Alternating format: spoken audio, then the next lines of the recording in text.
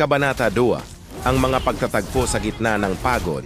Mula noon palagi na silang nakikita.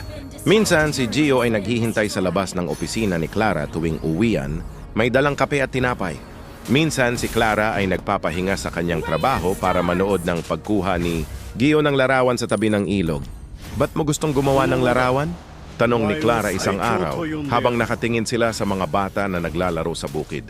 Kasi ang oras ay mabilis na. Lumilipas, sabi ni Gio. Gusto kong itago ang mga sandali. Yung mga ngiti, yung mga luha, yung mga pangarap.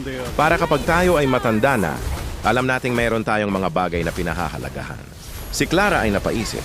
Sa lahat ng kanyang pagtatrabaho, nakalimutan na niya ang mga sandali na tulad nito. Minsan naiisip niya na baka ito ang pag-ibig na hinahanap niya. Ngunit takot siya. Takot siyang mawalan ng pansin sa kanyang pangarap, takot siyang masaktan. Isang araw dumating ang masamang balita. Ang kumpanya ni Clara ay nagpapatupad ng downsizing. Maraming empleyado ang matatanggal, kabilang na siya. Sa sobrang kalungkutan, hindi niya sinabi kay Gio. Mga araw na lumipas, hindi siya pumapasok sa trabaho at hindi sinasagot ang tawag ni Gio. Isang gabi may kumatok sa pinto ng kanyang apartment. Si Gio ang nandun, may dalang mga larawan. Alam kong may nangyayari sa'yo, sabi niya.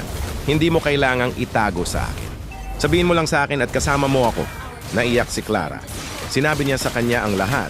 Ang pagkawala ng trabaho, ang takot niyang hindi maabot ang kanyang pangarap, ang takot niyang hindi siya sapat. Clara, ikaw ang pinakamasipag at pinakamagandang tao na nakilala ko, sabi ni Gio. Hawak ang kanyang kamay.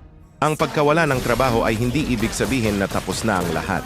Kasama mo ako, tayo na ang magtatrabaho para sa iyong pangarap. Kabanata 3, ang pagtatayo ng mga tahanan at pag-ibig.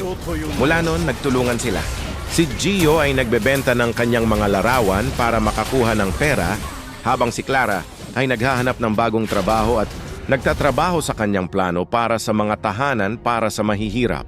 Minsan nahihirapan sila, walang pera para sa pagkain, walang kuryente sa apartment, ngunit hindi sila sumusuko. Isang araw may isang organisasyon na tumanggap ng plano ni Clara. Gusto nilang tulungan. Siyang itayo ang unang tahanan para sa mahihirap sa isang maliit na baryo sa Cavite. Sobrang saya ni Clara. Ito na ang simula ng kanyang pangarap. Sa pagtatayo ng tahanan, tumulong si Gio sa lahat ng paraan. Gumagawa siya ng larawan ng mga manggagawa, ng mga pamilyang magkakaroon ng tahanan para ipakita sa mundo ang kahalagahan ng proyekto. Minsan, habang nagtatrabaho sila sa gabi, nakita nila ang mga bituin na napakaliwanag. Alam mo ba, sabi ni Clara, hawak ang kamay ni Gio. Noong una, akala ko ang pangarap ko lang ang mahalaga. Pero ngayon, alam ko na ang pangarap ko ay mas maganda kapag kasama kita. Pagkatapos follow and share. Sa last part,